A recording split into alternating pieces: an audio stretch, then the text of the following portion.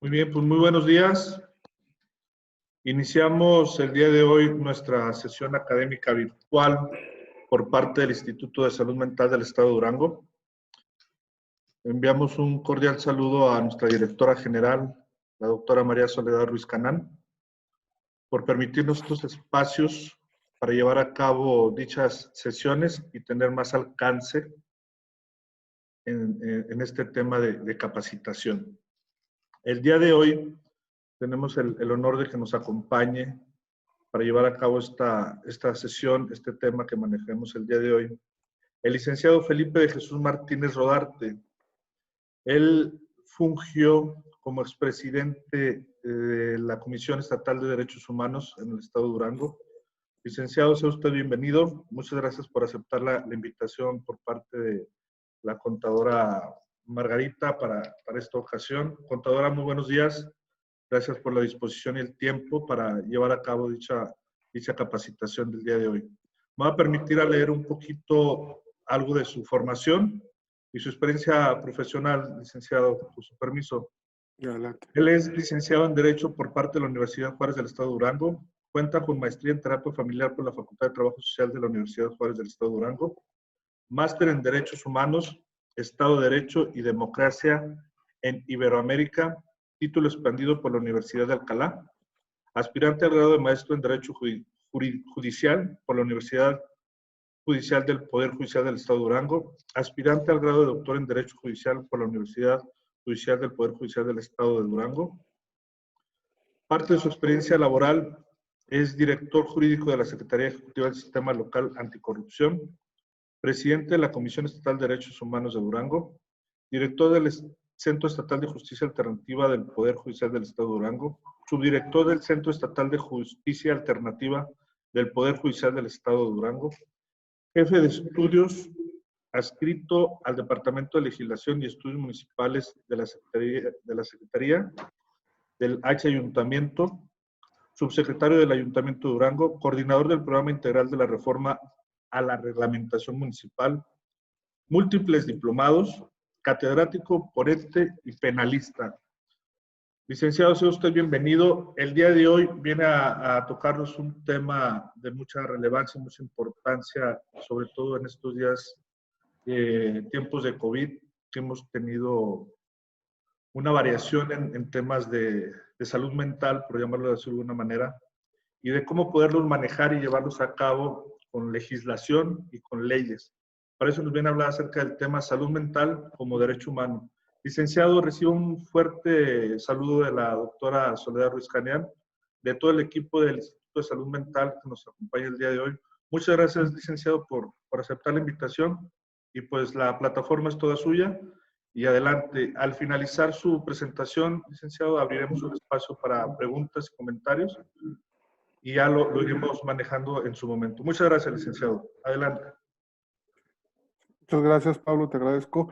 Y bueno, pues antes que nada yo quiero agradecer al Instituto de Salud Mental de Durango por conducto de su directora general, la doctora María Soledad Ruiz Canal, la amable invitación que se me formulara para estar con ustedes el día de hoy y bueno, pues intercambiar algunos comentarios relacionados con la salud mental y los derechos humanos. De igual manera, quiero agradecer a la contadora Margarita Soto, quien es la persona con la que me he coordinado para efectos de poder conectarnos a través de esta vía. Bueno, voy a iniciar con la presentación, una presentación que vamos a compartir con ustedes. Yo la voy a hacer llegar a quien ustedes me indiquen para efectos de que ustedes la puedan tener. Es una presentación que trae información, pero hay mucha información que no fue posible incorporarla. Hay otros materiales que para quienes sean gustosos voy a compartir también, con la finalidad de que podamos ampliar el panorama y la visión sobre los temas que vamos a abordar. En esta sesión de trabajo yo quisiera comentar con ustedes que lo vamos a hacer a través de 3 momentos, ¿verdad? Un primer momento donde yo haré unos breves comentarios de la situación actual, como bien lo comentaba Pablo al inicio, 15 minutos aproximadamente, alrededor de 15 minutos, para no perdernos. Luego pasaremos a abordar el tema central para lo cual fui invitado, que es una forma diferente de la cual nosotros abordaremos el tema del derecho a la salud mental con una perspectiva del análisis de un caso concreto, pero un caso concreto que nos va a dar luz y que nos va a mostrar criterios muy importantes que la máxima autoridad que interpreta y aplica la ley ha generado recientemente con una resolución del año pasado y que sin lugar a dudas identifica y nos va a mostrar grandes problemáticas que no solamente vive Durango ni nuestro país, sino que se presentan a nivel mundial con motivo de la salud mental. Esto le dedicaremos alrededor de 30 minutos y cerraremos con 10 minutos para preguntas y respuestas o algunos otros comentarios de alguien que desea abundar.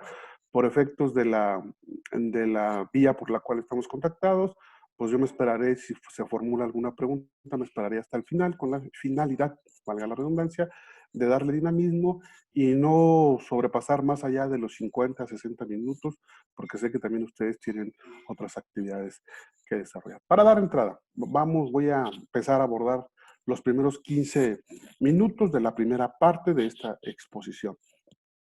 Miren ustedes, sin lugar a dudas, hoy la situación que vivimos actualmente es quizás la mayor crisis que nos ha tocado vivir a todos. No sabemos si llegue otra en el día de futuro, pero hasta la actualidad yo considero que esta es una de las mayores crisis o la mayor crisis.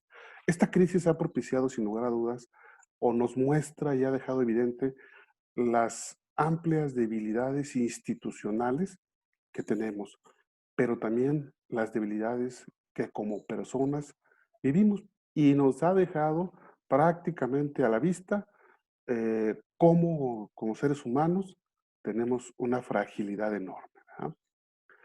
Seguro estoy que esta tormenta va a pasar, pero también es importante considerar que las decisiones que en la actualidad se tomen son decisiones que seguramente van a impactar también en los años venideros para las próximas generaciones. Hay decisiones que en este momento se están tomando de manera veloz y rápida. Sin embargo, a esas decisiones en otros momentos, bajo otras circunstancias que no fueran el tema de la pandemia, tardarían años en tomar esas decisiones y poder implementarse. Hoy, esa implementación, esas acciones se están llevando a cabo de manera inmediata. Los riesgos de no hacer nada son mayores que tomar decisiones para realizar algunas acciones. Es la visión que en un momento determinado se está tomando por el Estado. Sin embargo, la gran encrucijada que hoy nosotros tenemos en el aspecto del tema de la salud nos puede orillar inclusive a poder poner en una balanza el derecho a la salud y por otro lado ceder algunos otros derechos que nosotros podemos tener.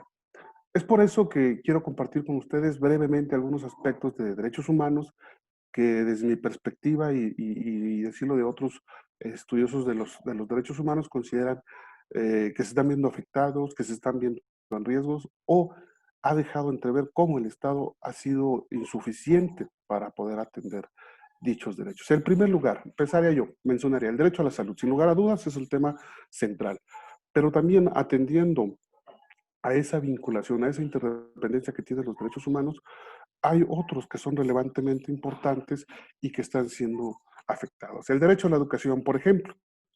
Hoy, para no perder los ciclos de educación escolar en todos los niveles, se está promoviendo o inclusive ya llevando a cabo la educación de carácter virtual. Hemos transitado de manera inmediata casi cuando se implementa la pandemia, perdón, las medidas para poder evitar los contagios, de manera inmediata casi entramos a lo que es la educación virtual. Muchos catedráticos y muchos alumnos no estábamos preparados para ello.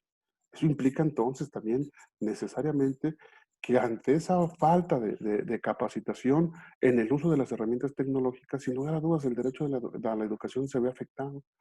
Por una parte. Por otra parte, igualmente, para poder nosotros acceder al ámbito virtual de la educación, pues necesitamos la red, que es el acceso al Internet, que también está considerado en la Constitución como un derecho humano. ¿Sí? Sin embargo, pues no todo el mundo tiene derecho. En el caso de nuestro país hay zonas donde no se tiene derecho donde no se tiene acceso a ese derecho del Internet y por consiguiente también pone en riesgo, desde luego, el derecho a la educación. Hay quien sí podrá ingresar, hay quien no podrá ingresar y sin lugar a dudas, eso generará una restricción en el ejercicio de su derecho a la educación. ¿Qué decir del derecho al trabajo? Sin lugar a dudas, ahora tenemos grandes números en cuanto a personas que se han quedado sin empleo por el cierre de empresas, negocios, en fin, las fuentes de empleo se han visto reducidas en un alto nivel, lo cual sin lugar a dudas afecta también el derecho al trabajo. El derecho a la vivienda, no se diga. Hoy la principal medida que se ha tomado en virtud de la pandemia es el aislarlos en nuestra vivienda, el irnos a nuestra casa y desde nuestra casa hacer la mayor cantidad de actividades que podamos. Sin embargo, también hay que reconocer que si bien es cierto, la vivienda en muchos de los aspectos digna, hay mexicanos que sí podemos disfrutar de ellos, también hay mexicanos que no disfrutamos de ellos. Yo veía hace unas semanas atrás un video donde una persona que fue diagnosticada con COVID fue puesta en cuarentena en su casa y resulta ser que su casa era solo una habitación que era la sala, el comedor, la cocina y ahí dormían todos los integrantes de la familia y tenía un pequeñito baño. Eso hace darnos cuenta a nosotros que aunque más porque se le quiera de alguna manera poner en un estatus o en un lugar en la vivienda donde pueda estar poco accesible, resulta complicado. ¿Por qué? Porque el ejercicio del derecho a la vivienda no es digno como lo establece la Constitución. Entonces, veamos también cómo en el ámbito de la vivienda, hoy la pandemia ha dejado a la luz esas deficiencias que tengamos. Y no digamos más allá, el agua. Ahora hay que lavarnos las manos por más de 20, 30 segundos con jabón, en fin, es una de las medidas que hay que hacerlo, hablan de 15, 20 o más veces al día. Sin embargo, también debemos reconocer que mientras un sector de la población tiene acceso a ese derecho, hay otras comunidades que no lo tienen. O hay otras comunidades que tienen que ir a buscarlo, que tienen que trasladarlo a su lugar donde viven, a su vivienda, con la finalidad de disponer de él. Eso de alguna manera deja entrever también que la pandemia nos ha permitido ver las carencias que tenemos en materia de agua. ¿Y qué decir de la no discriminación? En el caso de la no discriminación hay elementos muy importantes que se han estado presentando.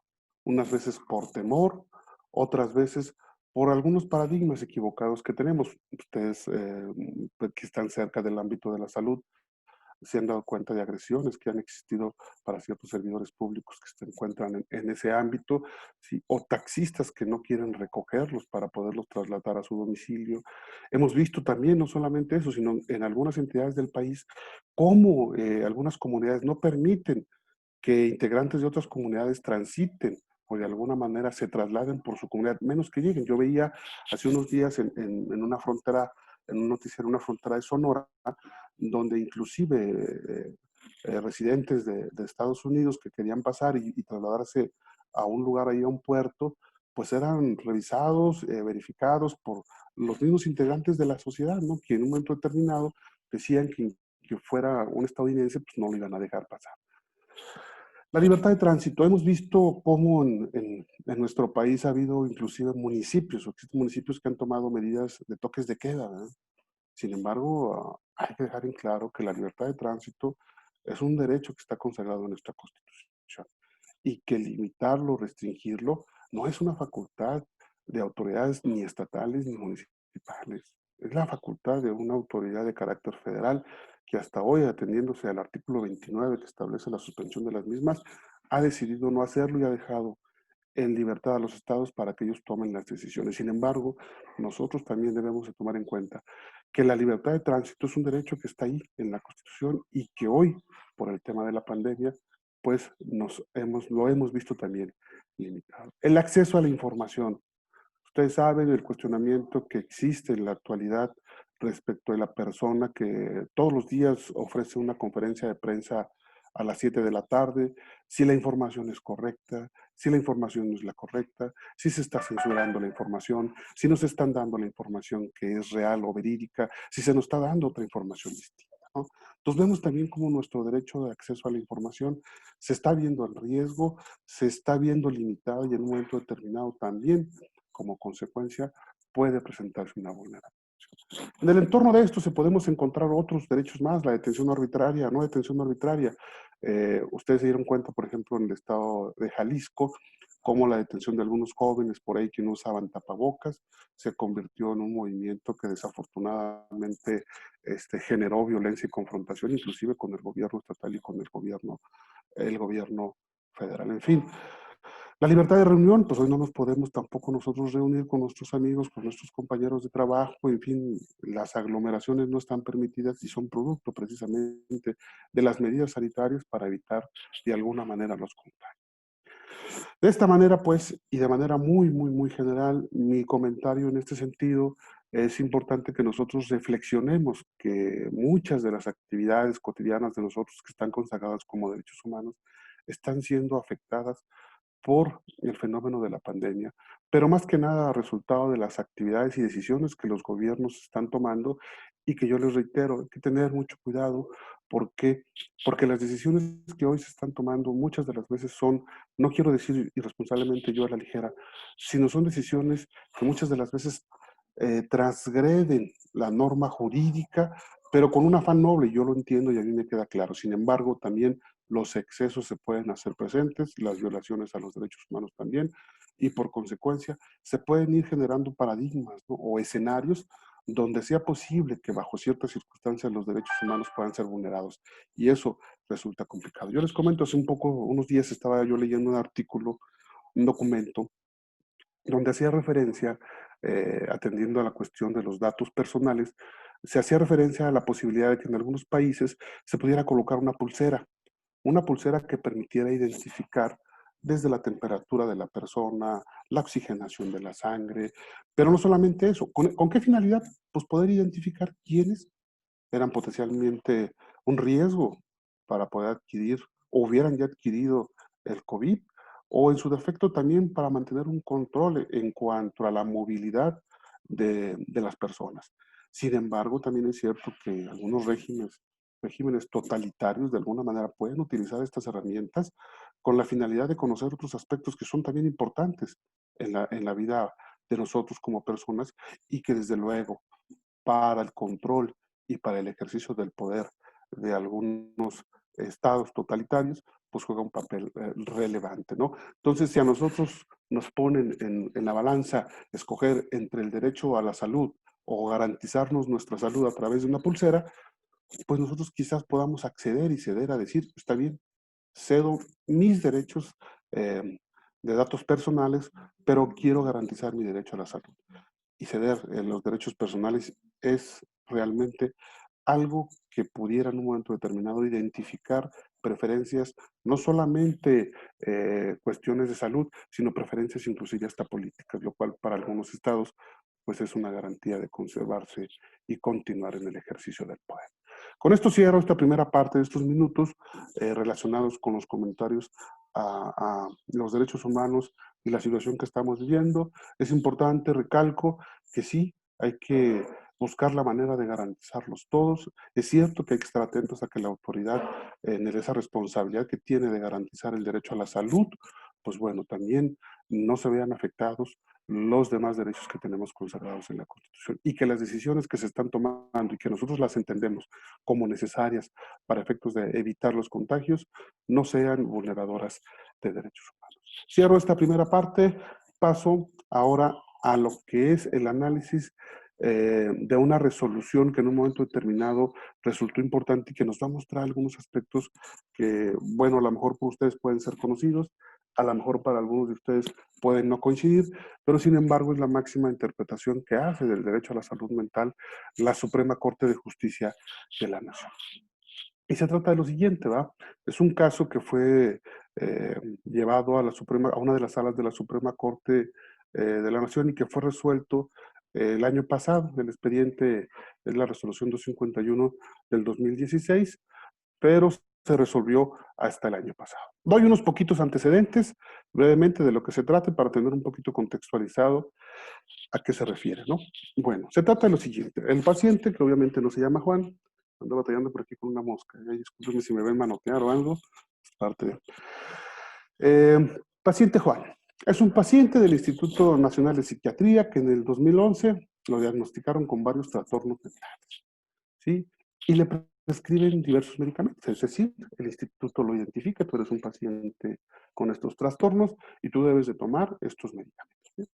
2 años después, el paciente Juan acude nuevamente al Instituto Nacional de Psiquiatría y le dice, bueno, pues si ya me dijiste de que estoy enfermo y ya me dice una receta, pues ahora te pido que me entregues, ¿sí?, los medicamentos, ¿verdad? El instituto le dice, oye, pues fíjate que no, de acuerdo con las facultades que yo tengo, tú eres un paciente ambulatorio, no eres un paciente que está internado, y por consiguiente, pues yo no tengo facultades para poder expedirte o darte los medicamentos. Y le sugiere, afíliate al Seguro Popular de aquí del Distrito Federal, en ese, para que puedas acceder a los medicamentos. Bueno, le niegan entonces la entrega de los medicamentos al paciente. 2 años después, en el 2015, el propio paciente, Juan, vuelve a solicitar el medicamento y le vuelven a contestar prácticamente lo mismo. Inclusive le hacen referencia al oficio que en el 2013 le habían, le habían mencionado, ¿sí? Ante esta situación, Juan, ya que se había asesorado, decide promover un amparo por considerar él que la negativa a suministrarle los medicamentos atentaba en contra de la atención médica adecuada, completa, especializada y eficaz, ¿sí? Estos son los antecedentes del caso por los cuales este asunto llega a la Suprema Corte de Justicia. Una vez promovido el amparo, ¿sí?, se le concede. La juez de distrito que estaba conociendo del caso dice efectivamente, sí se le ha vulnerado el derecho a la salud al paciente, a Juan, ¿sí? Y por consiguiente su resolución, lo más destacado lo podemos ver en rojo, dice en su resolución de la sentencia, que se deje insubsistente el acto consistente en el oficio donde le dijeron que no, ¿sí? Y además dice la sentencia de amparo, se emita una nueva determinación, es decir, un nuevo oficio, conforme a los lineamientos de la sentencia que ella estaba emitiendo, donde deberá fundar y motivar pormenorizada y claramente las circunstancias especiales y razones particulares del sentido de su determinación. En el entendido, deberán ordenar la entrega de los medicamentos previamente recetados a la parte. ¿Qué cosa? Es decir, en un primer momento, quien conoció el amparo dijo, oye, no, si le estás vulnerando y tienes que entregarle los medicamentos. Entonces, el oficio que expediste, déjalo inexistente y emite uno nuevo donde ordenes entregarle los medicamentos. Muy bien. Sin embargo, el Instituto Nacional de Psiquiatría dice, no, oye, no, espérame, no, estás mal, ¿verdad? Yo no estoy de acuerdo con tu resolución. Yo tengo los argumentos suficientes como para poder impugnar la resolución que tú estás emitiendo y yo te voy a decir por qué. Y parte de 4 argumentos principales, ¿verdad? ¿Cuáles son estos argumentos? Muy bien. El primero dice, el instituto no tiene la obligación de suministrar medicamentos, puesto que el sector salud tiene una organización en la que cada hospital tiene obligaciones concretas. Al instituto le corresponde, dice, referir al paciente a otros niveles de atención, tal como lo hizo en el año 2013, cuando le dijo, ve, inscríbete al seguro, ve, regístrate al Seguro Popular. Entonces, no, dice el Instituto Secretario, no nos confundamos. ¿Ah? Hay una organización y lo que le tocó a este instituto fue referirlo y nosotros así le dijimos en el 2013. Muy bien. Primer argumento. Segundo argumento, dice, si bien el Estado se encuentra obligado a garantizar el acceso a los servicios de salud y puede abarcar la entrega de medicamentos, tal obligación debe realizarse, dice el Instituto, conforme a la organización y facultades de las diversas instituciones que lo integran. Esto es así, dice, porque no todos los participantes del sector salud tienen las mismas obligaciones y la legislación que regula el instituto no contempla otorgar medicamentos gratuitamente a toda persona que los requiera, incluso si son pacientes ambulatorios. Es decir, dentro de la distribución de facultades que hay en los diferentes sectores o instancias del sector salud, a nosotros como instituto pues no nos toca darle los medicamentos a un paciente ambulatorio, ¿verdad? Segundo argumento. Tercero, dice, el instituto, además, dice, no se tomó en cuenta que el quejoso debe ser atendido por instituciones del Distrito Federal, porque este es el lugar en donde vive, este es el lugar de su residencia, pues que lo atiendan allá, nosotros no. Y último argumento, dice, además afirma que no dejó en estado de indefensión al solicitante porque en el 2013, dice, le informé que debía de afiliarse al sistema de protección social en salud en el Distrito Federal para obtener los medicamentos. Es decir, yo no lo dejé solo, no lo dejé en indefensión, porque yo le dije, ve y regístrate e inscríbete al Seguro Popular. Esos son los principales argumentos que en un momento determinado el Instituto de Psiquiatría mencionó. Yo les soy honesto, en un primer momento con algunos coincidí, con algunos no. Pero ¿qué pasó después? El asunto para revisarlo le tocaba a otra instancia, pero por la naturaleza del fenómeno, la naturaleza del problema, una de las salas de la Suprema Corte, que la Suprema Corte está conformada por dos salas, cada sala por 5 ministros.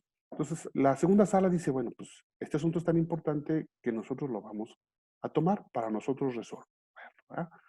Y hace el primer planteamiento, que es el único del problema que la Suprema Corte de Justicia de la Nación advierte, y dice, el Instituto Nacional de Psiquiatría estaba obligado en términos del artículo 4 de la Constitución a otorgar al paciente los medicamentos que necesita de conformidad con el diagnóstico y receta médica que él mismo emitió. En pocas palabras, el Instituto Nacional de Psiquiatría está obligado a entregarle los medicamentos a esta persona.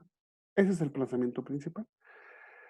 Sin embargo, la Suprema Corte, la sala de la Suprema Corte, antes de entrar a hacer el análisis de lo que argumentó el paciente Juan y de lo que argumentó en su momento el Instituto Nacional de Psiquiatría, consideró importante entrar a un análisis contextual, ¿sí?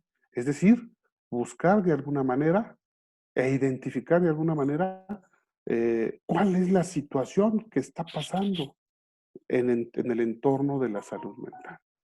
Y aquí es donde nosotros encontramos cosas muy interesantes que a lo mejor algunos de ustedes ya las saben, a lo mejor algunos otros no, pero que resultan realmente novedosas para algunas cuestiones, ¿no? Por ejemplo, dentro de este análisis que hace la sala de la Corte dice, el derecho a la salud en los tratados internacionales y las disposiciones nacionales son coincidentes en cuanto a que tienen implicaciones para el bienestar tanto físico como mental. Es decir, el derecho a la salud abarca dos aspectos, el aspecto físico y el aspecto mental. No pueden estar separados.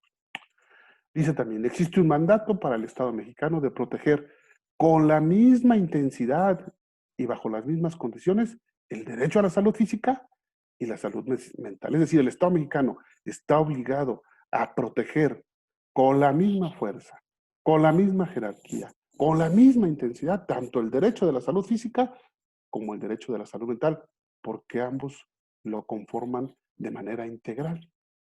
Tercero, en años recientes, los sistemas de salud mental a nivel global han sido una preocupación de varios organismos internacionales y han evidenciado la disparidad que existe entre la prestación de los servicios de salud física y los de salud mental. Hay una disparidad, ¿sí?, entre la salud física y la salud mental al momento en que esta es atendida. Y esto lo han dicho organismos internacionales.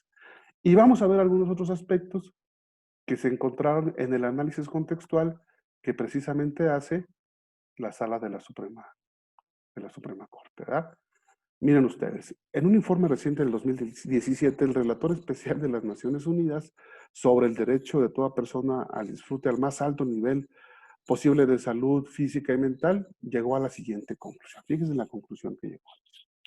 A pesar de las pruebas evidentes de que no puede haber salud sin salud mental, esta última no goza en ningún lugar del mundo, en ningún lugar del mundo, con las condiciones de igualdad con la salud física, en las políticas, en los aspectos de presupuestos nacionales, ni en la educación ni la práctica médica.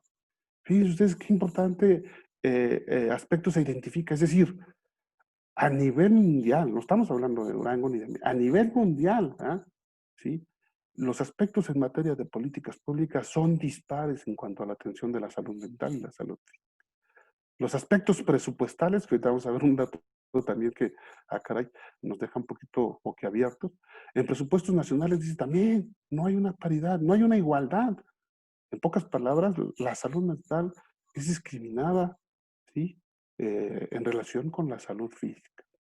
En educación, y en las prácticas médicas. No sé, para aquellos que tuvieron la oportunidad precisamente de cursar la carrera de medicina, si puedan identificar si efectivamente en el área donde, en la institución que ustedes cursaron o se fueron formados, eh, puede identificarse este fenómeno que el informe del relator especial de Naciones Unidas dice que sucede en el mundo, ¿verdad? El tiempo dedicado o la forma en que se dedica tiempo a la formación de la salud mental y el tiempo que se le dedica o los esfuerzos van encaminados a la atención de la salud física, ¿verdad?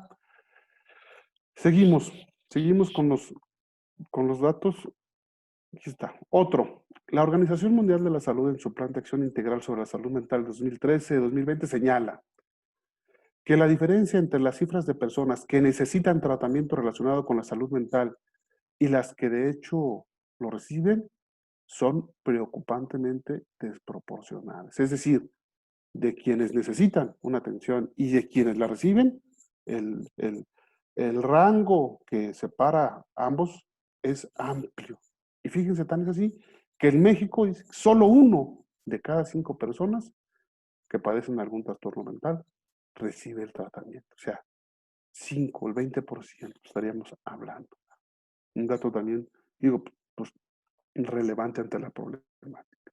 Ahora, la Organización Mundial de la Salud también hace referencia y dice, la disponibilidad de medicamentos básicos para los trastornos mentales en la atención primaria es considerablemente baja en comparación con los medicamentos disponibles para las enfermedades infecciosas o incluso para otras enfermedades no transmisibles. Es decir, los medicamentos para los trastornos mentales existen en menor cantidad que para los tratamientos que tienen que ver con la salud física. No hay una proporción en ambos, ¿verdad?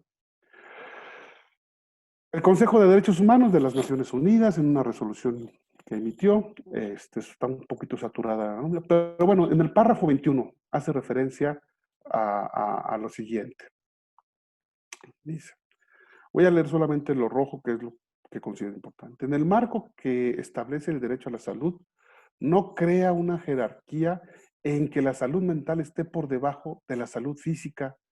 Dada la estrecha relación entre la salud física y la mental, se requiere un planteamiento que conceda igual valor a ambas. Es decir, la salud física y la salud mental tienen la misma jerarquía, son iguales y deben de tener un tratamiento y deben de tener un valor igual al momento de poderse trabajar. ¿Sí? La salud mental recibe menos recursos humanos y menos recursos financieros. Esto es un dato que se encontró por parte del Consejo de Derechos Humanos y que nos lo da a conocer en esa resolución. Siguiente. En el informe regional sobre los sistemas de salud mental en la América Latina y el Caribe,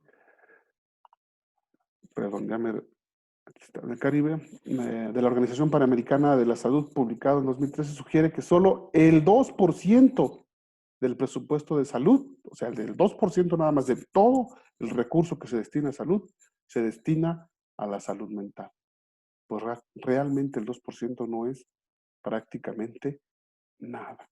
Entonces de ahí se deriva la imposibilidad de que muchas de las veces, ¿sí? Las propias instituciones estén en posibilidades de cumplir con las obligaciones que se tienen. Ahora también refiere, la asignación presupuestaria resulta insuficiente y desproporcional respecto al presupuesto asignado a la salud en general, que es parte de lo que nosotros mencionamos. Bajo este contexto, pues, nosotros nos damos cuenta que sí existe una visión distinta para lo que es la salud mental y para lo que viene a ser la salud física, que la forma de abordarlo es distinta en función de los recursos que se tienen y por consiguiente el prestador o el servidor público que está a cargo pues se encuentra con una gran cantidad de limitaciones producto de ese trato discriminatorio que se da para la asignación de recursos y tanto humanos como recursos económicos para la prestación de este derecho. Bueno, la Suprema Corte, una vez que revisó todo este contexto, que hay mucha más información en toda la resolución, hay otros datos que la verdad resultan difícil poderlos incorporar, pero que también con mucho gusto se los compartiré, resolvió en relación con el asunto. Es decir, dijo, a ver, Vamos a revisar si de veras el Instituto Nacional de Psiquiatría debió o no debió entregarle los medicamentos a Juan. Ya conocemos el contexto, ya vimos las circunstancias que privan a nivel mundial y algunos datos que hay en nuestro país. Entonces, ahora sí, vamos a ver qué fue lo que alegó Juan y vamos a ver qué fue lo que alegó el instituto. Y la primera conclusión a la que llegó la sala de la Corte es que no existe un fundamento jurídico que permita concluir que los servicios que el Instituto Nacional de Psiquiatría debe prestar a los pacientes ambulatorios son distintos a los que debe prestar a los pacientes hospitalizados. Es decir, que el tratamiento para un paciente hospitalizado y un paciente ambulatorio debe de ser el mismo. Dice, no hay elementos jurídicos donde se haga una distinción para la atención del derecho a la salud de uno y de otro.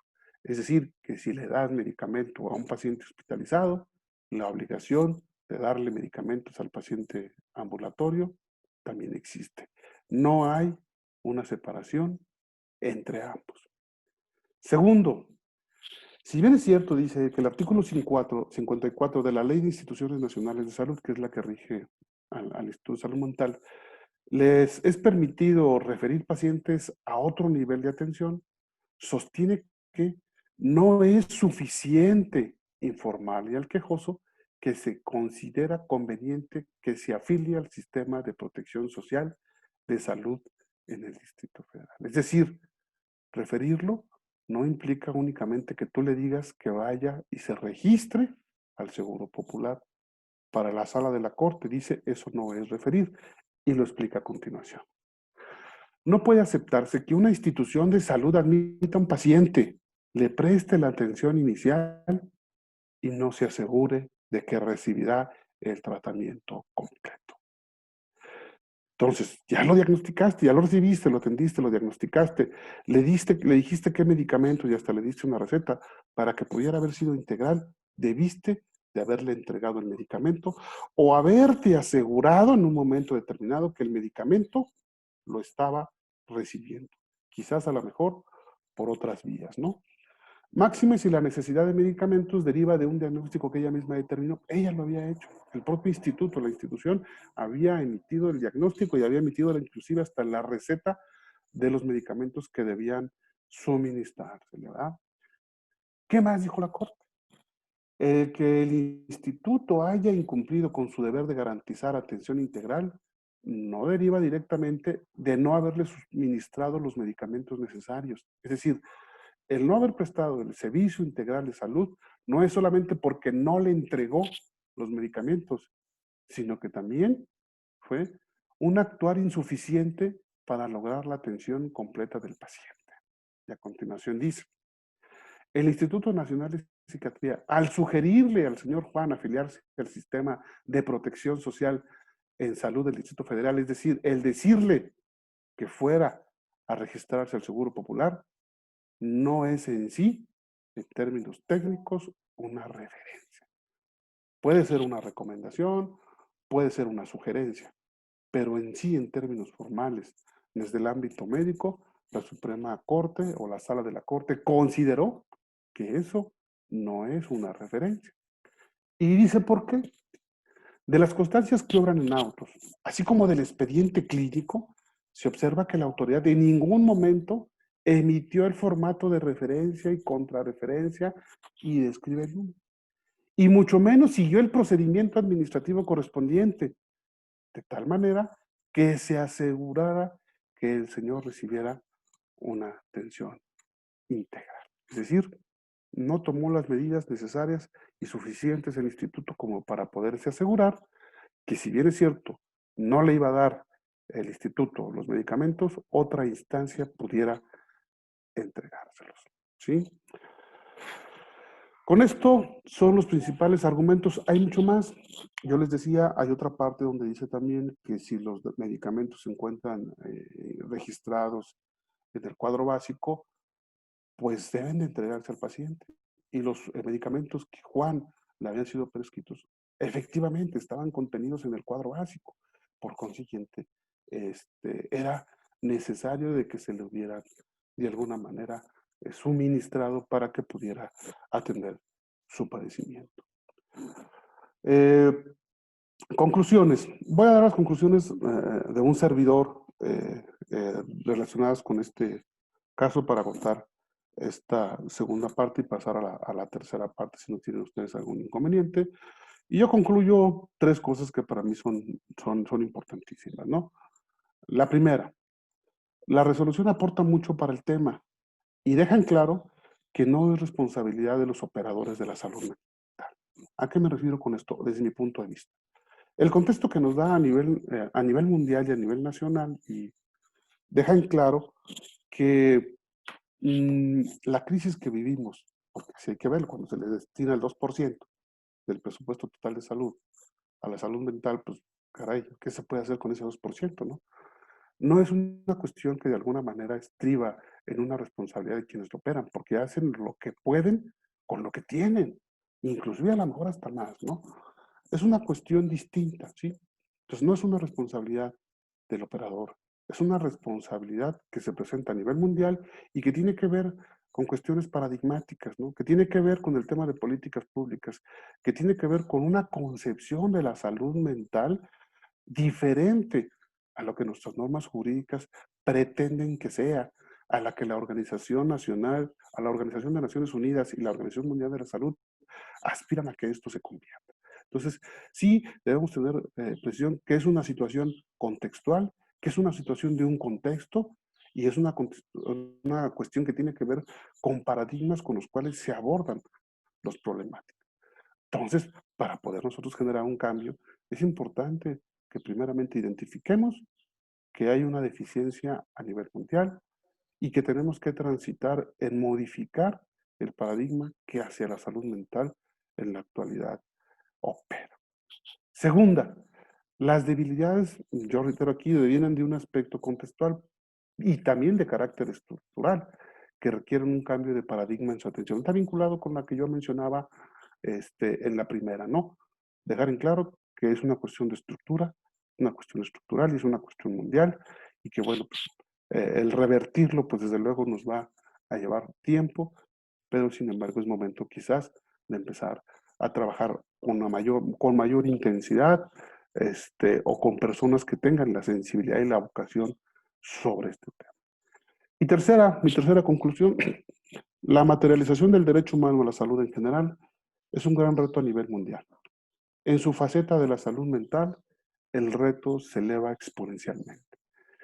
Nosotros vemos en nuestro país que el tema de la salud a nivel general, no hablando de la salud mental en específico, sino de la salud física, el tema cuando lo tenemos nosotros consagrado como un derecho humano en nuestra Constitución, pues lo cierto es que todavía se necesita fortalecer, todavía se necesitan recursos, hacen falta. Hay quien menciona que en un momento determinado son utopías los derechos humanos para poderse llevar a cabo. Yo quiero mencionarles a ustedes que hay aspectos que muchas de las veces nosotros no identificamos en cuanto al destino de los recursos. Por ejemplo, hay otro derecho humano que es, por decir así, nuestros derechos políticos, el derecho al voto, el derecho a ser votado. Pero para que ese derecho exista y nosotros lo podemos hacer valer, existe una institución específica que se dedica a eso. Y nosotros sabemos la cantidad de millones de pesos que se le asignan como presupuesto para que lleve el ejercicio o promueva el ejercicio de ese derecho. Es un derecho humano, al igual que el derecho a la salud. ¿Sí? Y así como el derecho también a la seguridad jurídica que nosotros tenemos, encontramos cuerpos de policías que se encargan de garantizarnos ese derecho, policías a los tres niveles que tienen como su función principal precisamente eso, darnos seguridad, ¿sí? Y son las instancias de seguridad pública que también tienen grandes presupuestos destinados para eso, en el ejercicio de una atribución para garantizarnos a nosotros el derecho a nuestra seguridad. Yo me quedo con solo esos dos ejemplos donde gran parte del presupuesto a nivel nacional se va. Y así como esos dos derechos, existen otros que en la actualidad no se les ha destinado el recurso que debe destinárseles y que se quieren ver diferenciados como otros derechos, ¿verdad? Que esos derechos son de carácter progresivo, que todavía no tenemos, pero que próximamente los daremos. Hoy en la actualidad hay inclusive amparos donde se han promovido la necesidad de contar con algunos medicamentos que han sido hasta importados por el sector salud para poder dar cumplimiento a las resoluciones de amparo. Y esto, yo lo refiero, no tiene que ver con un señalamiento y un cuestionamiento al trabajo de los entes que se dedican o de las instituciones del sector salud. No, tiene que ver con una perspectiva del derecho a la salud, tiene que ver con una cuestión de paradigma, tiene que ver con algo estructural en nuestras instituciones. Por eso yo considero que uno de los pactos importantes para que nosotros podamos ir materializando el ejercicio de los derechos que están en la Constitución es precisamente casos como este de Juan, que acuden a las instancias respectivas a solicitar lo que ellos consideran que es su derecho, que también las instituciones, como bien lo hizo el Instituto de Psiquiatría, se defiendan y den sus argumentos, y que la instancia que tenga que resolver vea el contexto, ¿sí? Y no solamente se concrete determinar responsabilidades para personas en lo individual o para instituciones en lo individual, cuando el contexto está permeado por grandes dificultades para cumplir con ese derecho, ¿verdad? Yo cerraría con este comentario mi participación. Dejo por ahí mis redes sociales por si alguien es gustoso. Por ahí comparto alguna información en temas de derechos humanos, en temas de promoción para la cultura de la paz, en temas de combate a la corrupción. Son los temas en los cuales de alguna manera profesionalmente me he visto involucrado.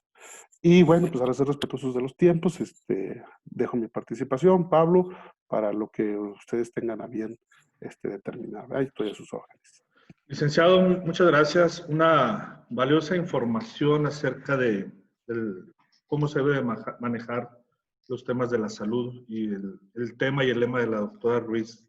Sin salud mental no hay salud. Muy cierto, muy atinado en el comentario. Tenemos a la doctora conectada. Doctora Sol, muy buenos días. ¿Qué tal? ¿Cómo están? Buenos días. Pues Buenos al licenciado Felipe de Jesús, que pues estamos de lujo en esta conferencia y sobre todo el tema que él tocó con una excelente exposición, diría yo brillante exposición, y que veo con gusto que hay mucha gente que se interesa por el tema de salud mental, y más él que fue director de Derechos Humanos y que sabe del tema, que sabe cuáles son los problemas, y que bueno, podemos ir hasta interponer una demanda, que ya lo he dicho, en la ONU, en la OMS, por no cumplir con los requisitos, precisamente en el país, como en otros países, pues darle la atención a la salud mental, sobre todo en el área de la promoción y la prevención, para evitar como son los padecimientos de salud mental. Licenciado, es usted una persona con una exposición brillante y una aportación al Instituto de Salud Mental invaluable. Muchísimas gracias por su participación.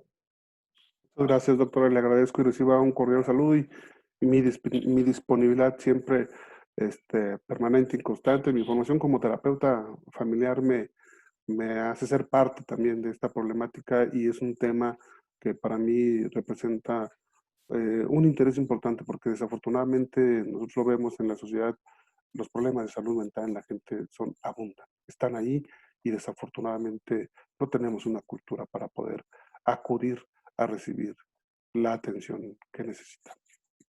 Pero bueno, deje usted no la tenemos ni para la salud general. Aquí es cuestión de voluntades políticas e interés política de darle la prioridad a estos temas, que inclusive son temas que, por decir, el suicidio es evitable. Los trastornos, muchos de los trastornos de adicciones, que casi en su mayoría son problemas de salud mental, pueden ser evitables.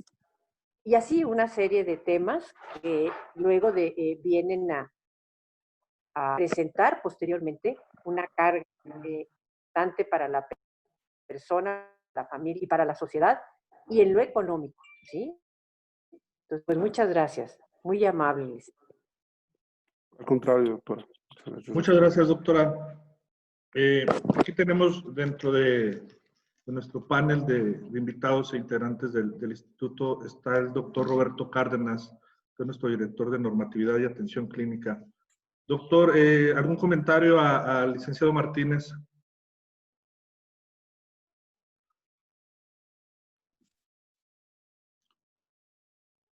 Parece ser que está un poquito ocupado. Licenciado, me permito leer algunos de los comentarios que nos hacen nuestros compañeros que están dentro de la plataforma. La maestra Cande Ríos, felicidades, doctor. Laura, buenos días a todos, muy buenos días. Agradecer al licenciado Felipe de Jesús Martínez por su valiosa participación y brillante exposición. Gracias. La maestra Cande Ríos, es un tema que apoya la normatividad en atención a pacientes con problemas mentales. Gracias por compartir tan valiosa información. Lupita Ruiz, felicidades al licenciado, excelente información, saludos. El doctor Manuel Salazar Enríquez, excelente ponencia que revela las debilidades de las instituciones en materia de derechos humanos. Huawei, no sé quién sea el de este teléfono, pero dice, felicidades al licenciado Felipe de Jesús, excelente exposición de alguien que sabe y en su paso como presidente de la Comisión Estatal de Derechos Humanos siempre apoyó las actividades conjuntas con el ISMED. Así es, licenciado, muchas gracias. Doctor Arturo Guerrero, algunas palabras para el licenciado Martínez, por favor.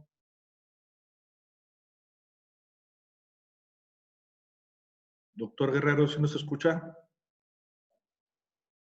No lo estaba escuchando, pero ya ahora sí.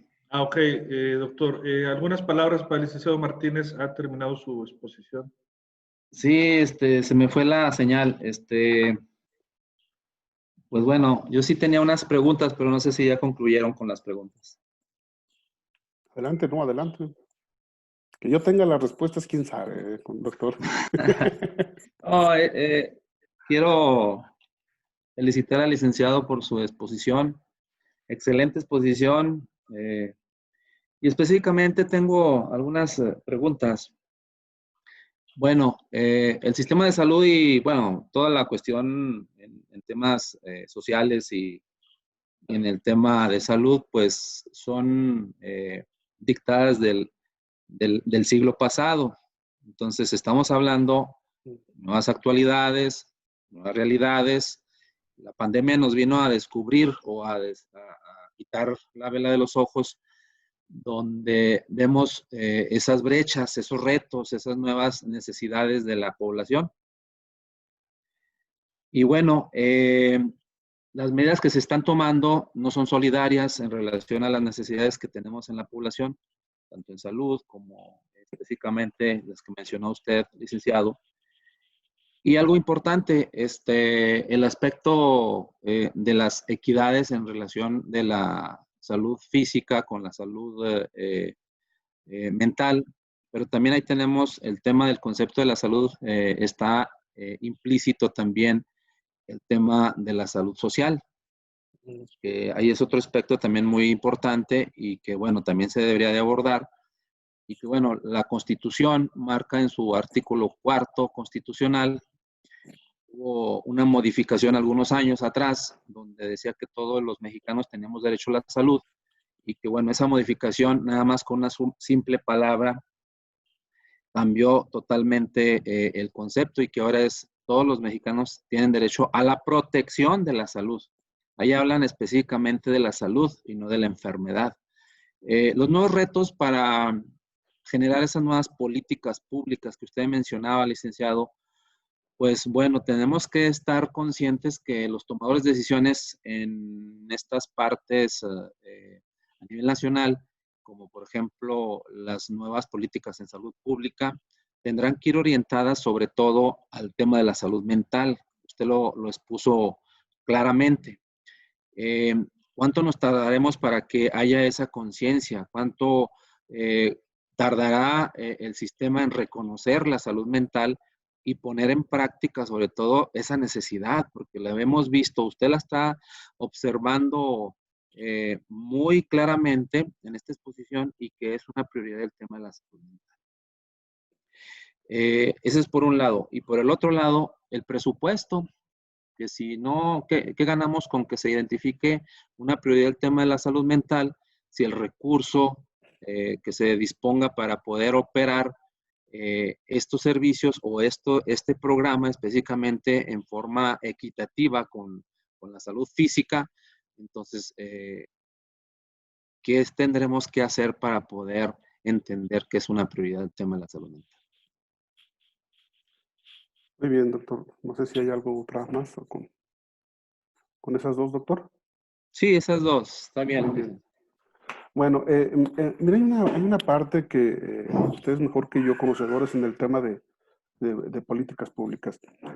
Nosotros nos damos cuenta que en nuestro país la elaboración de las políticas públicas, digo, doctrinarios del tema y gente con conocimiento y experiencia en ello, una de las etapas es necesariamente consulta a los expertos.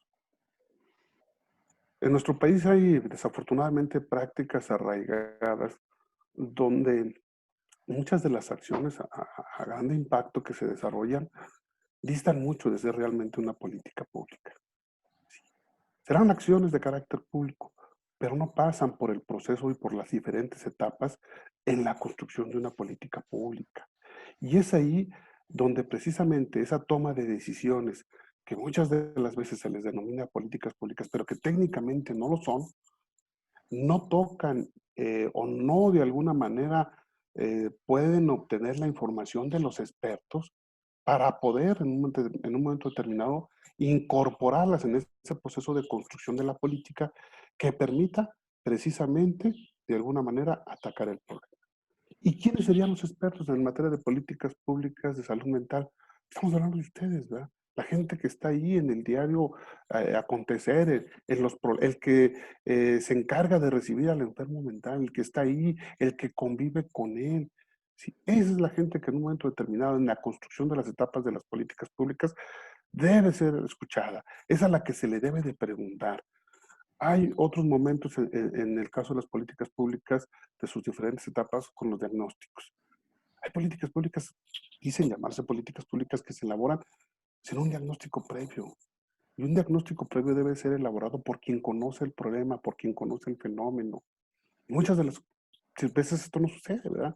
Simple y sencillamente se parte de información, muchas de las veces cuantitativa, sin un análisis previo ni interpretación de la información. Y con eso se pretende construir una política, pero no se consulta a quien debe de consultar. Yo considero que es un tema, el de las políticas públicas, en muchos de los rubros hay cuestionamientos a los gobiernos estatales, a los gobiernos federales, que no hay un rumbo. Yo escucho frecuentemente a nivel nacional que no hay una política en materia de seguridad, que no hay una política en esto, que no hay una política en el otro.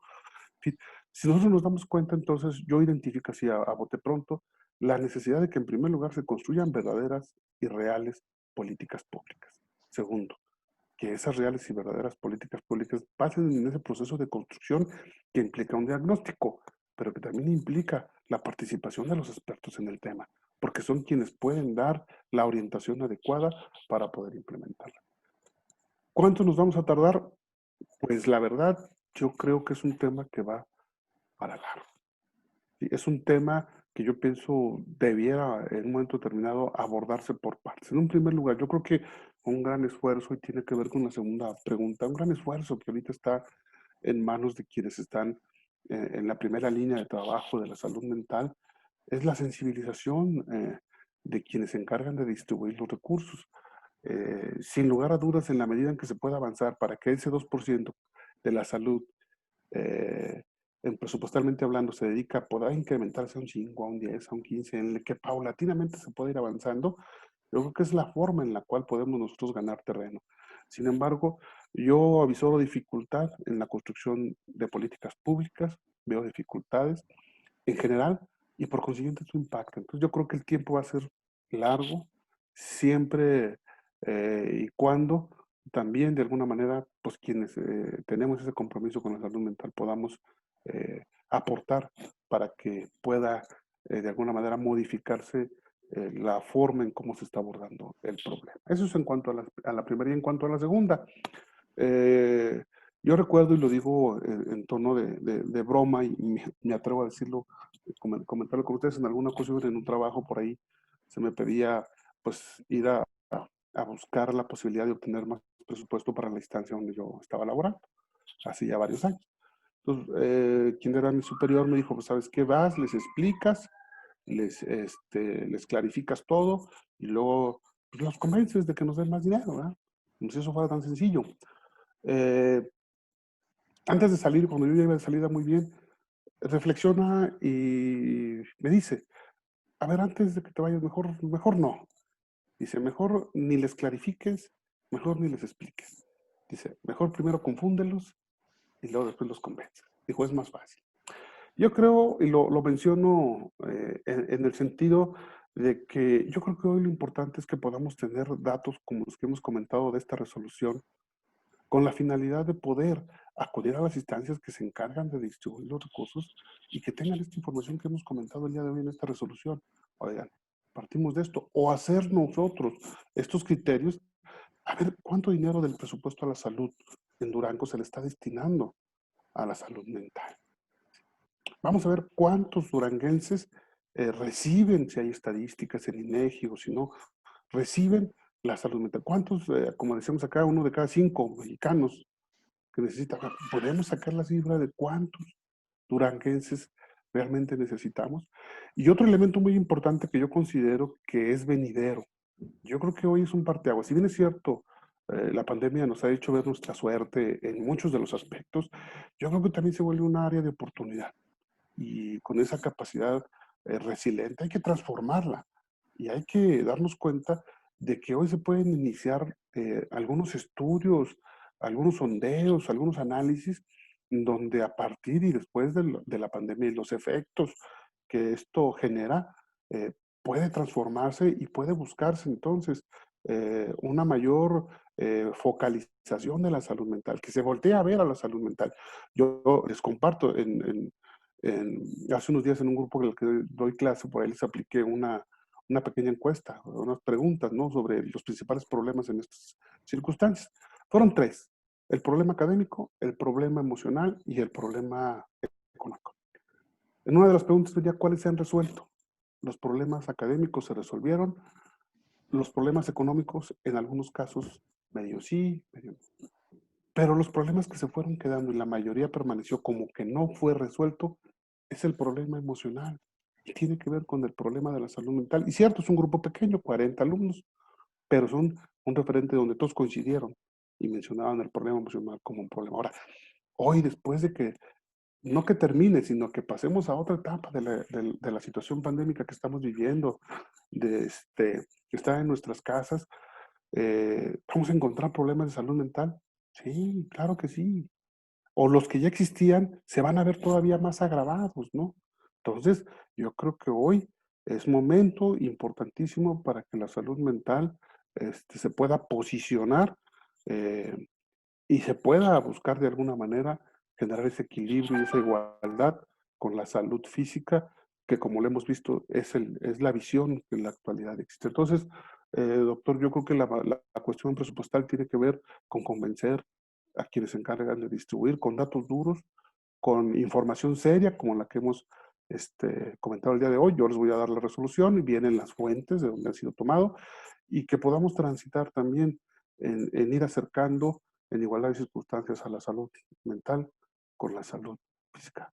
¿Tarea fácil? No, pero yo creo que entre más rápido iniciemos, pues también más rápido podemos alcanzar el objetivo, ¿verdad? Espero, doctor, haber abonado un poco a sus preguntas, ¿verdad? Claro que sí, Milik. Nada más que ahora me surge otra pregunta en relación a lo que comentó. Si nosotros adolecemos en el tema de la salud mental, el conocimiento, que no tenemos un conocimiento amplio, hablando específicamente en el tema de lo que mencionó. Ahora, en la cuestión legal, pues estamos también todavía un poco más sin conocimiento. Entonces, ¿usted qué opina de la gobernanza para poder aplicar sobre todo las leyes y sin estarlo solicitando? Bueno, si usted se refiere a la gobernanza en atención a la participación ciudadana, ¿o en qué aspecto a la gobernanza, en qué sentido? Sí, en aspecto de la sociedad. Sí, bueno, mira, hay una parte importante. Nosotros debemos dejar en claro, la responsabilidad de los derechos humanos no es una responsabilidad que corresponde exclusivamente al Estado. Es una situación que es compartida. Así como también nosotros tenemos como sociedad, tenemos la participación, tenemos el goce y el ejercicio de derechos. Los derechos no son absolutos. ¿Sí? Los derechos también tienen limitaciones. Y nosotros como sociedad también tenemos obligaciones que también debemos respetar. Eh, Creo que de alguna manera la cuestión jurídica, y se lo digo con la experiencia que me dio la Comisión Estatal de Derechos Humanos, en muchos de los casos, el aspecto jurídico, el aspecto legal en el servidor público no es una actuación de mala fe en el cumplimiento de su labor, de su trabajo. En muchos de los casos, efectivamente, es un desconocimiento.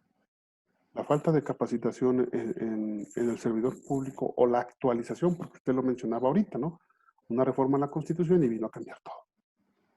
Así de sencillo. Entonces, la actualización, sin lugar a dudas, juega un papel relevante. Entonces, muchas de las veces nosotros nos dimos cuenta que el servidor público piensa que lo que está haciendo, lo está haciendo bien. Piensa que lo que está haciendo es lo mejor. Y déjame decirle, muchas de las veces no se equivoca. Lo que pasa es también que se desconocen en ocasiones la normatividad interna, se desconocen los protocolos o no existen estos.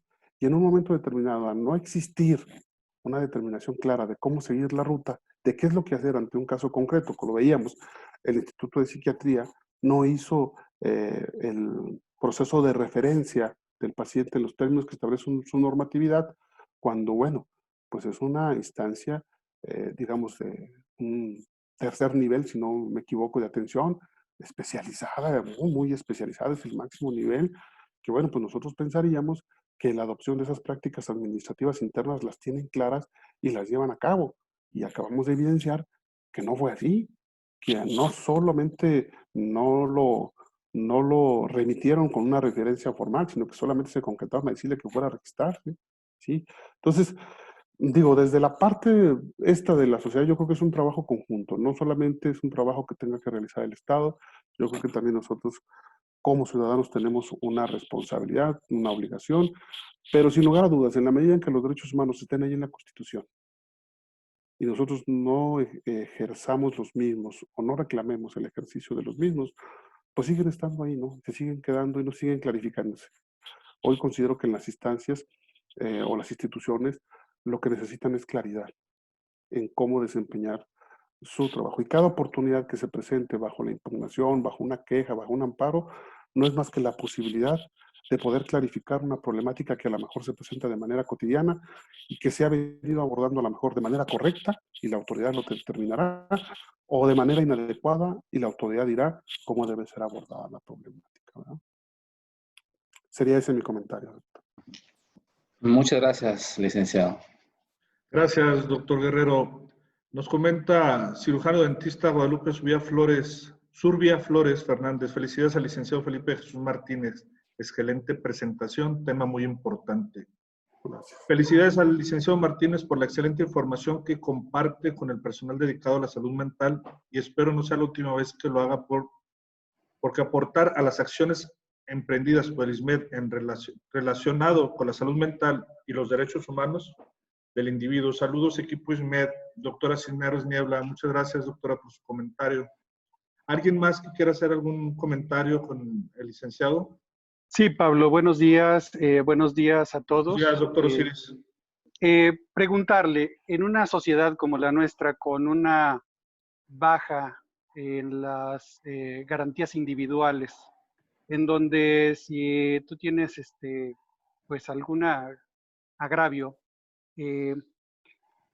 yo creo que es muy difícil que la sociedad actual sigamos viviendo en un entendimiento de que vamos a tener un derecho o que vamos a tener una claridad en la resolución de nuestros problemas con respecto a lo que es las leyes en este país. En una sociedad en la cual también hay mucha corrupción, en la cual no tienes tampoco la garantía de que la otra persona no vaya a corromperse, ¿sí? Según sus intereses. ¿cuál sería entonces el papel que nosotros podemos exigir como su ciudadanía a una comisión de los derechos humanos? Sí, muy bien, gracias, licenciado Osiris, por su pregunta.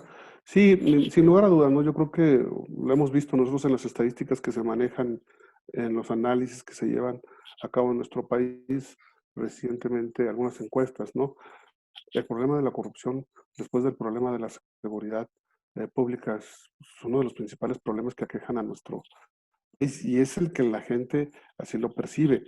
La gran desconfianza hacia las instituciones permea en todos los niveles de nuestra sociedad. Entonces, pensar o creer nosotros que la gente tiene la confianza para acudir a una instancia, pues resulta ante esta situación que vivimos algo difícil. Sin embargo, yo quiero comentarlo que así como también nosotros podemos encontrar que hay instituciones que a lo mejor puede haber la presencia de actos de corrupción, yo también quiero decirle que hay instituciones que no sucede eso, que hay instituciones en las que sí se puede confiar, que hay instituciones que tienen un alto sentido profesional o un alto compromiso con la sociedad y desempeñan su tarea atendiendo al marco jurídico que las regulan.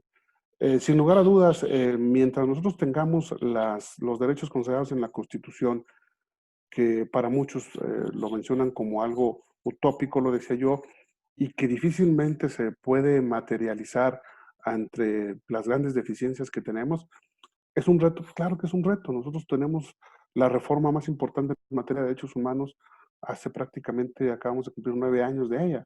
Y la verdad que todavía seguimos hablando que la reforma más importante y que la reforma, seguimos inclusive explicando la reforma, cuando voy a 9 años de lo que deberíamos estar analizando y estar revisando, es dónde estamos 9 años después de esa reforma, qué hemos logrado, qué no hemos logrado.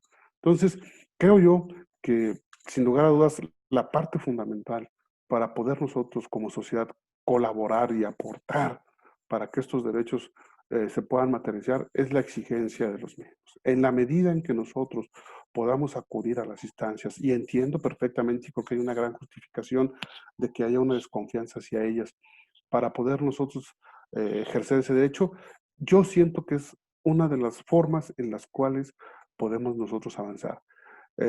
Quiero yo comentarles que, por ejemplo, a mí me tocó ambas caras de la moneda. En algunas de las recomendaciones, el servidor público se enoja, sí, se enoja, las instituciones se molestan, sí, se molestan, sí. Te quieren asustar, te quieren amenazar, sí, sí, cierto, lo hacen, sí. Es una reacción inmediata, sí. Sin embargo, también decirles que hay instituciones que ante resoluciones te lo agradecen y te dicen, oye, yo no lo estaba viendo de esta manera, ¿sabes qué?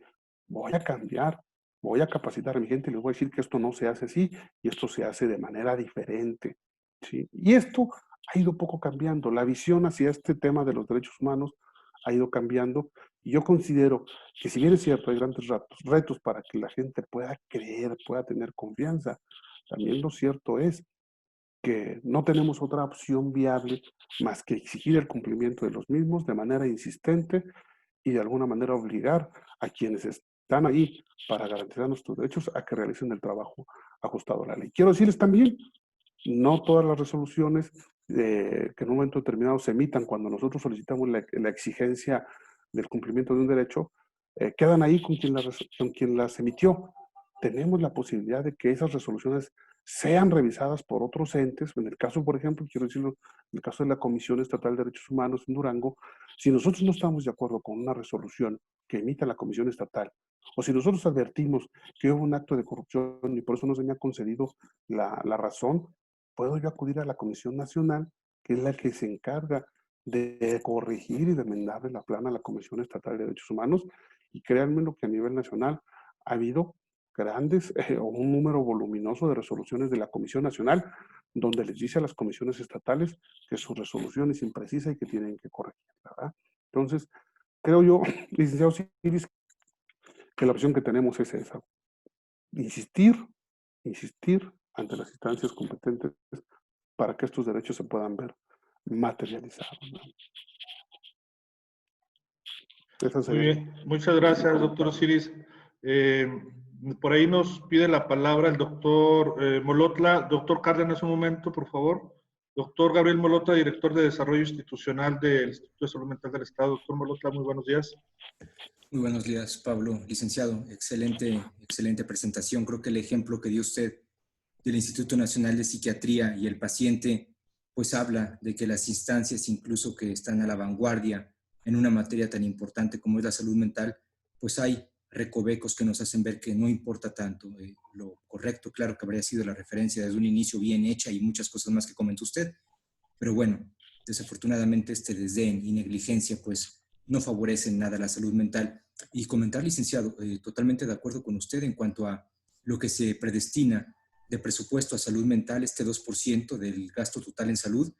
También recordar, licenciado, que pues de este 2%, el 50%, es decir, el 1% del gasto total en salud es para adicciones. Y vaya que es un problema cuando se ha promovido en muchas ocasiones y en muchos estados que adicciones y salud mental vayan separados. Entonces, lo que realmente queda a salud mental es el 1% del gasto total en salud, y esto sobre todo se va al gasto en hospitales, lo cual deja pues muy a la deriva la investigación, la promoción en salud, la psicoeducación, cuando sabemos que los gastos en salud mental a nivel nacional se acercan al 10% del PIB, con lo cual sabemos que es imposible, por supuesto, dar un presupuesto así, ¿verdad?, a salud mental, cuando ni siquiera en salud es así. Sin embargo, pues usted sabe perfectamente que los países que están a la vanguardia en salud mental están oscilando entre un 6% del gasto total en salud, y estamos muy lejos de eso, sobre todo con esas fracturas que comentaba yo, pero agradecerle, licenciado, muchísimas gracias. Creo que el panorama que nos da usted, pues nos hace ver, como decía la doctora Ruiz, afortunadamente, que hay mucha gente fuera del ámbito médico, del ámbito de salud mental, que le interesa la salud mental, y poco a poco yo creo que pues podemos unir esfuerzos y promover que quizás haya un poco más de justicia hacia lo predispuesto en salud mental. Muchas gracias, licenciado. Gracias, doctor Gabriel. Y un breve comentario. No sabía que, por ejemplo, esta parte de las adicciones forma parte de lo que es la salud mental. Imagínense ustedes, todavía quitarle el 50% de lo poquito que se dedica. Ahí, por ejemplo, yo advierto que existe un área de oportunidad en donde, pues bueno, el tema de las adicciones, digo, al igual que el tema, otros temas de salud mental, no quiero meterme en términos médicos, no es mi fuerte. Ustedes quizás mejor más bien seguro estoy que lo dominarán bien, pero después de que, en la medida en que vayamos saliendo de esto, nosotros vamos a ir de la pandemia, vamos a ir advirtiendo problemas de salud, problemas de adicciones, ¿no? Entonces, yo creo que, por ejemplo, aquí esta parte, no a lo mejor en una cuestión de separación, porque no debe ir separado, técnicamente el estudio, pues lo harán, lo determinarán ustedes, pero sí es importante que ya que se identifica que el 1% va para adicciones, pues tratar que la presupuestación de adicciones sea una presupuestación de una partida separada que de alguna manera, por la magnitud que esto implica, pues reciba una atención un poco diferenciada, al menos al momento de que se le asignen los recursos, como en otras partidas de los aspectos presupuestarios o de los presupuestos se establecen en la propia ley de egresos, ¿no? Entonces, yo no sabía este punto, la verdad, pues todavía hay que quitarle, ¿no?, la mitad para poder de alguna manera atender el problema de las adicciones. Bueno, todavía esto viene a agravar un poco más el tema de la salud mental. Así es, licenciado. Muchísimas gracias. Muchas gracias, doctor. Muchas gracias, licenciado. Una pregunta por parte de nuestro director de normatividad y atención clínica, el doctor Roberto Cárdenas. Doctor, muchas gracias. Adelante. Gracias, Pablo. Buenos días a todos. Pues más que es una pequeña reflexión que quiero compartir. Recuerdo en los últimos meses, ¿no?, y antes de la pandemia, el tema tan importante que surgió en la sociedad, para poner solamente un ejemplo del tema del acoso sexual, el hostigamiento, que fue un tema que estuvo mucho ahí en las redes sociales, noticieros, y que desafortunadamente se opacó un poquito por este tema de la pandemia. Para un ejemplo solamente del tema de derechos humanos y su relación con la salud mental, creo que un paso fundamental es que la gente perciba la salud mental como un derecho, como algo esencial, ¿sí? La verdad creo que aún estamos lejos de eso, ¿no? Y uso este ejemplo porque empieza a haber reclamos válidos de la sociedad que demanda atención a muchos problemas que tenemos. La violencia con todas sus manifestaciones, laboral, acoso, hostigamiento sexual, etcétera. Sin embargo, para que podamos, y aún así vemos todas las deficiencias, ¿no? Lo que comentaba el doctor Osiris me parece acertado, ¿no? En el informe de acoso y hostigamiento que se presentó a nivel nacional hace poco tiempo, nos dice que el 99% de los casos no hubo ninguna repercusión en el caso de que las personas hayan decidido tomar una medida, ¿no? Es decir, acosar a su hostigador o acosador. Y eso nos habla de, pues, de temas que creo que se prestan para reflexiones muy importantes. Pero hablando específicamente de la salud mental, creo que el estigma hacia la salud mental es el principal problema con el que seguimos lidiando, ¿no?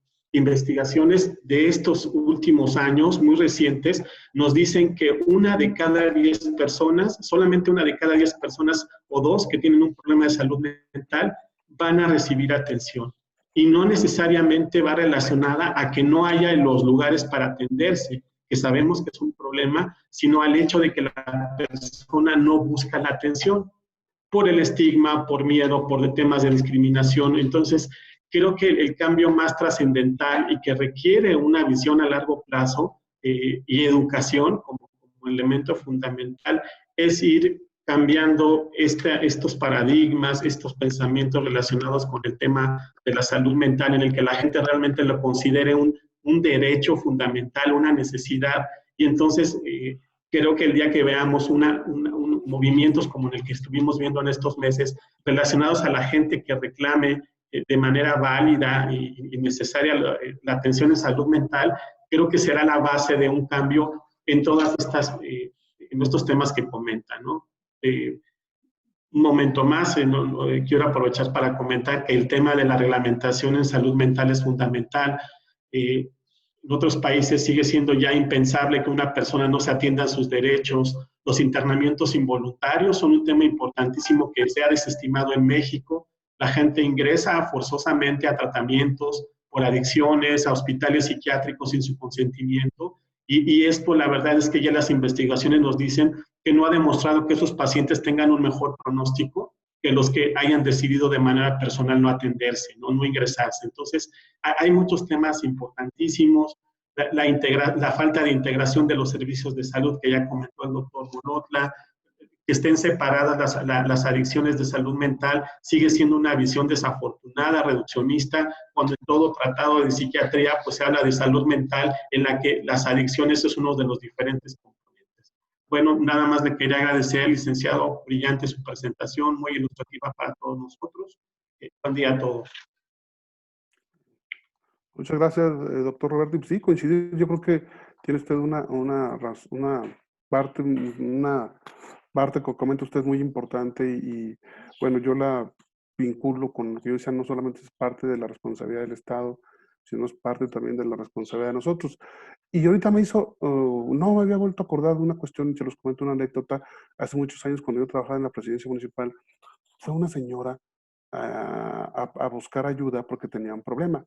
La señora se había sacado un premio, un viaje a Mazatlán en aquel entonces, estoy hablando antes del año 2000 o pasado, no recuerdo.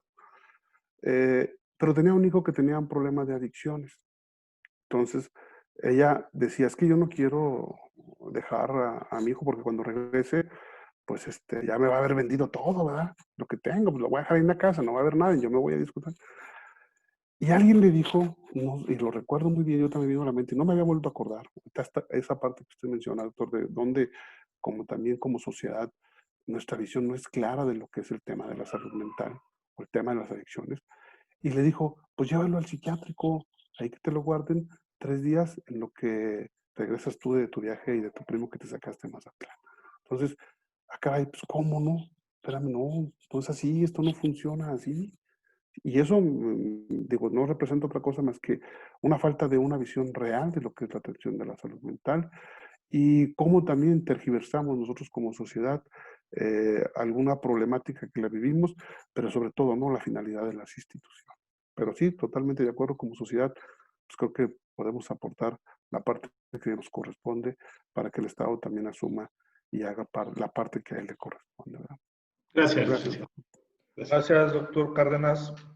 ¿Algún otro comentario antes de cerrar con la transmisión? Un saludo, una invitación a desayunar al licenciado Martínez. A la distancia. No, a la distancia no, doctor, a los tacos, mejor. Pues bueno, la doctora Sol, no sé si todavía se encontrará con nosotros o su agenda se lo impide. Si no es así, doctor Guerrero, ¿nos apoyaría con las últimas palabras para el doctor Martínez, por favor? Conecte su micrófono, por favor. Sí, ahí está la doctora Ruiz Canán, aquí está presente.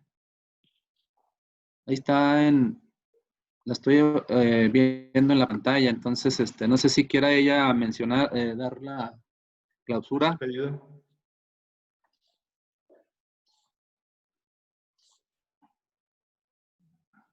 Bueno, Creo posiblemente que se ocupó en algo, doctor.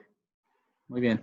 Pues agradecerle al licenciado Felipe Jesús el tiempo que nos ha dedicado en esta exposición excelente para clarificar un poco más el tema legal en el tema de salud mental. Entonces, pues agradecerle infinitamente el espacio y yo creo que esta no va a ser la única oportunidad que tengamos para poder reunirnos y hablar en el tema legal. Y yo creo que lo vamos a invitar de forma particular para poder analizar algunos temas que tenemos ahí en puerta y que estamos trabajando y que esto nos va a dar un poco más de luz para clarificar estas situaciones.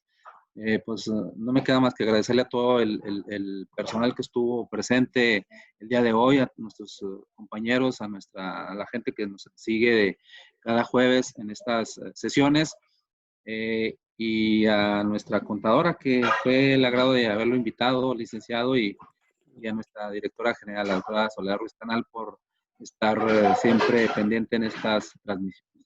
Pues, muchas gracias a todos por su presencia. Bueno, Muchas gracias, licenciado. Es un placer haberlo tenido con nosotros. Y no sé si quiera cerrar, licenciado, con algún comentario. Sí, pues nada más reiterar el agradecimiento tanto a la directora, a la doctora Soledad Ruiz Canal, a la contadora Margarita, a ti, Pablo, por todas las facilidades y agradecerles también a ustedes el tiempo para poder compartir y reiterarles que en un servidor también es un compromiso mío y yo también con un sentido de vocación como terapeuta familiar, el tema de la salud mental es un tema que para mí es una parte importante, es un tema que me atrae y que en mi persona el ISMED tiene un aliado para lo que con mucho gusto yo pueda compartir en la medida de mis posibilidades y mis conocimientos. Muchas gracias, licenciado. Pues sin más por el momento, reciban un saludo de nuestra directora general, la doctora María Soledad Ruiz Canán. Qué gusto verlos, compañeros, aunque sea por medio de plataforma y virtual. Reciban un saludo. Nos vemos el próximo jueves con nuestra sesión académica virtual y esperemos y regresemos a nuestra normalidad y no una nueva normalidad. Muchas gracias y nos vemos el día de mañana también en nuestra transmisión de Facebook Live. Nos acompaña la subdirectora y el Departamento Jurídico del Instituto Municipal de la Mujer. Muchas gracias, nos vemos el día de mañana. Hasta luego.